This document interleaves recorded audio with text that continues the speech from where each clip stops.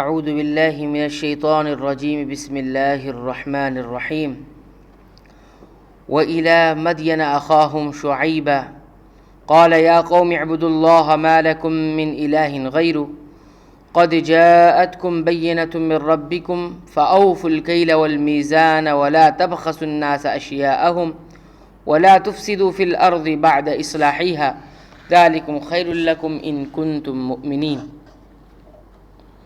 اور ہم نے مدین کی طرف ان کے بھائی شعیب علیہ السلام کو بھیجا۔ انہوں نے فرمایا اے میری قوم، تم اللہ کی عبادت کرو، اس کے سوا تمہارا کوئی معبود نہیں۔ تمہارے پاس تمہارے پروردگار کی طرف سے واضح دلیل آ چکی ہے، پس تم ناپ اور تول پورا کیا کرو اور لوگوں کو ان کی چیزیں کم کر کے مت دو، اور روئے زمین میں اس کے بعد اس کی درستگی کر دی گئی ہے، فساد مت پھیلاؤ، یہ تمہارے لیے نافع ہے اگر تم تصدیق کرو۔ مدین حضرت ابراہیم علیہ السلام کے بیٹے یا پوتے کا نام تھا، پھر انہی کی نسل پر مبنی قبیلے کا نام مدین، اور جس بستی میں یہ رہائش پذیر تھے اس کا نام بھی مدین پڑ گیا۔ یوں اس کا اطلاق قبیلے اور بستی دونوں پر ہوتا ہے۔ یہ بستی حجاز کے راستے میں معان کے قریب، انہی کو قرآن میں دوسرے مقام پر اصحاب الایکہ بن کے رہنے والے بھی کہا گیا ہے۔ ان کی طرف حضرت شعیب علیہ السلام نبی بنا کر بھیجے گئے۔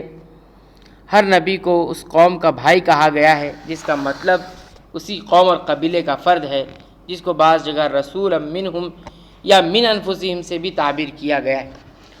اور مطلب ان سب کا یہ ہے کہ رسول اور نبی انسانوں میں سے ہی ایک انسان ہوتا ہے، جسے اللہ تعالیٰ لوگوں کی ہدایت کے لیے چن لیتا ہے اور وحی کے ذریعے سے اس پر اپنی کتاب اور احکام نازل فرماتا ہے۔ دعوت توحید کے بعد اس قوم میں ناپ تول کی بڑی خرابی تھی، اس سے انہیں منع فرمایا اور پورا ناپ اور تول کر دینے کی تلقین کی۔ یہ کوتاہی بھی بڑی خطرناک ہے، جس سے اس قوم کا اخلاق پستی اور گراوٹ کا پتہ چلتا ہے، جس کے اندر یہ ہو۔ یہ بدترین خیانت ہے کہ پیسے پورے لیے جائیں اور چیزیں کم دی جائیں۔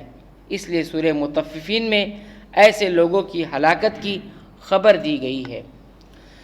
وَلَا تَقْعُدُوا بِكُلِّ صِرَاطٍ تُوعِدُونَ وَتَصُدُّونَ عَنْ سَبِيلِ اللَّهِ مَنْ آمَنَ بِهِ وَتَبْغُونَهَا عِوَجًا وَاذْكُرُوا إِذْ كُنْتُمْ قَلِيلًا فَكَثَّرَكُمْ وَانظُرُوا كَيْفَ كَانَ عَاقِبَةُ الْمُفْسِدِينَ۔ اور تم سڑکوں پر اس غرض سے مت بیٹھا کرو کہ اللہ پر ایمان لانے والوں کو دھمکیاں دو اور اللہ کی راہ سے روکو، اور اس میں کجی کی تلاش میں لگے رہو، اور اس حالت کو یاد کرو جب تم کم تھے، پھر اللہ نے تم کو زیادہ کر دیا، اور دیکھو کہ کیسا انجام ہوا فساد کرنے والوں کا۔ اللہ کے راستے سے روکنے کے لیے اللہ کے راستے میں کجیاں تلاش کرنا، یہ ہر دور کے نافرمانوں کا محبوب مشغلہ رہا ہے، جس کے نمونے آج کل کے متجددین اور فرنگیت زدہ لوگوں میں نظر آتے ہیں۔ مثلا لوگوں کو ستانے کے لیے بیٹھنا، جیسے عام طور پر اوباش قسم کے لوگوں کا شیوا ہے۔ حضرت شعیب علیہ السلام کی طرف جانے والے راستوں پر بیٹھنا اور اس راہ پر چلنے والوں کو روکنا، یوں لوٹ مار کی غرض سے ناکوں پر بیٹھنا تاکہ آنے جانے والوں کا مال سلب کر لیں، یا بعض کے نزدیک محصول اور چونگی وصول کرنے کے لیے ان کے راستوں پر بیٹھنا۔ امام شوکانی رحمہ اللہ فرماتے ہیں کہ سارے ہی مفہوم صحیح ہو سکتے ہیں، کیونکہ ممکن ہے کہ وہ سب ہی کچھ کرتے ہوں۔ وَإِن كَانَ طَائِفَةٌ مِّنكُمْ آمَنُوا بِالَّذِي أُرْسِلْتُ بِهِ وَطَائِفَةٌ لَّمْ يُؤْمِنُوا فَاصْبِرُوا حَتَّى يَحْكُمَ اللَّهُ بَيْنَنَا وَهُوَ خَيْرُ الْحَاكِمِينَ۔ اور اگر تم میں سے کچھ لوگ اس حکم پر جس کو دے کر مجھ کو بھیجا گیا ایمان لے آئے ہیں اور کچھ ایمان نہیں لائے تو ذرا ٹھہر جاؤ، یہاں تک کہ ہمارے درمیان اللہ فیصلہ کیے دیتا ہے، اور وہ سب فیصلہ کرنے والوں سے بہتر ہے۔ کفر پر صبر کرنے کا حکم نہیں ہے، بلکہ اس کے لیے تہدید اور سخت وعید ہے، کیونکہ اللہ تعالیٰ کا فیصلہ اہل حق کا اہل باطل پر فتح و غلبہ ہی ہوتا ہے۔ یہ ایسے ہی ہے جیسے دوسرے مقام پر فرمایا فَتَرَبَّصُوا إِنَّا مَعَكُمْ مُتَرَبِّصُونَ، تم بھی انتظار کرو، ہم بھی تمہارے ساتھ انتظار کرتے ہیں۔ قال الملأ الذين استكبروا من قومه لنخرجنك يا شعيب والذين آمنوا معك من قريتنا أو لتعودن في ملتنا قال أولو كنا كارهين۔ ان قوم کے متکبر سرداروں نے کہا کہ اے شعیب، ہم آپ کو اور آپ کے ہمراہ جو ایمان لائے ہیں ان کو اپنی بستی سے نکال دیں گے، الا یہ کہ تم ہمارے مذہب میں پھر آ جاؤ۔ شعیب علیہ السلام نے جواب دیا، کیا ہم تمہارے مذہب میں آ جائیں گو ہم اس کو مکروہی سمجھتے ہوں۔ ان سرداروں کے تکبر اور سرکشی کا اندازہ کیجئے کہ انہوں نے ایمان اور توحید کی دعوت کو ہی رد نہیں کیا، بلکہ اس سے بھی آگے بڑھ کر اللہ کے پیغمبر اور اس پر ایمان لانے والوں کو دھمکی دی، یا تو اپنے آبائی مذہب میں واپس آ جاؤ، نہیں تو ہم تمہیں یہاں سے نکال دیں گے۔ اہل ایمان کے لیے اپنے سابق مذہب کی طرف واپسی کی بات تو قابل فہم ہے، کیونکہ انہوں نے کفر چھوڑ کر ایمان اختیار کیا تھا، لیکن حضرت شعیب علیہ السلام کو بھی ملت آبائی کی طرف لوٹنے کی دعوت اس لحاظ سے تھی کہ وہ انہیں بھی نبوت اور تبلیغ و دعوت سے پہلے اپنا مذہب ہی سمجھتے تھے، لیکن حقیقت ایسا نہ ہو یا بطور تغلیب انہیں بھی شامل کر لیا ہو۔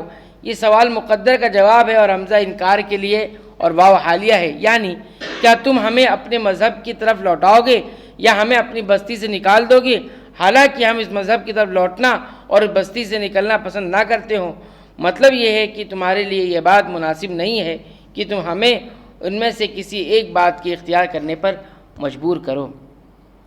قد افترینا علی اللہ کذبا ان عدنا فی ملتکم بعد اذ نجانا اللہ منها وما يكون لنا ان نعود فيها الا ان يشاء الله ربنا وسع ربنا كل شيء علما على الله توكلنا ربنا افتح بيننا وبين قومنا بالحق وانت خير الفاتحين۔ ہم نے تو اللہ تعالیٰ پر بڑی چھوٹی تہمت لگانے والے ہو جائیں گے اگر ہم تمہارے دین میں آ جائیں۔ اس کے بعد اللہ تعالیٰ نے ہم کو اس سے نجات دی اور ہم سے ممکن نہیں کہ تمہارے مذہب میں پھر آ جائیں، لیکن ہاں یہ کہ اللہ ہی نے جو ہمارا مالک ہے مقدر کیا ہو۔ ہمارے رب کا علم ہر چیز کو گھیرے ہوئے ہے، ہم اللہ ہی پر بھروسہ رکھتے ہیں۔ اے ہمارے پروردگار، ہمارے اور ہماری قوم کے درمیان حق کے مطابق فیصلہ کر دے، اور تو سب سے اچھا فیصلہ کرنے والا ہے۔ یعنی اگر ہم دوبارہ اس دین آبائی کی طرف لوٹ آئے جس سے اللہ نے ہمیں نجات دی، تو اس کا مطلب یہ ہوگا کہ ہم نے ایمان اور توحید کی دعوت دے کر اللہ پر جھوٹ باندھا تھا۔ مطلب یہ تھا کہ یہ ممکن ہی نہیں ہے کہ ہماری طرف سے ایسا ہو۔ اپنا عزم ظاہر کرنے کے بعد معاملہ اللہ کی مشیت کے سپرد کر دیا، حوالے کر دیا، یعنی ہم نے اپنی رضا سے اب کفر کی طرف نہیں لوٹ سکتے۔ ہاں اگر اللہ چاہے تو اور بات ہے کہ وہ ہمیں ایمان پر ثابت رکھے گا اور ہمارے اور کفر اور اہل کفر کے درمیان حائل رہے گا، ہم پر اپنی نعمت کا اتمام فرمائے گا اور اپنے عذاب سے محفوظ رکھے گا۔ اللہ تعالی ہمیں قرآن حکیم کے مطابق اپنے ایمان، عقیدے اور اعمال کی اصلاح کی توفیق عنایت فرما، آمین۔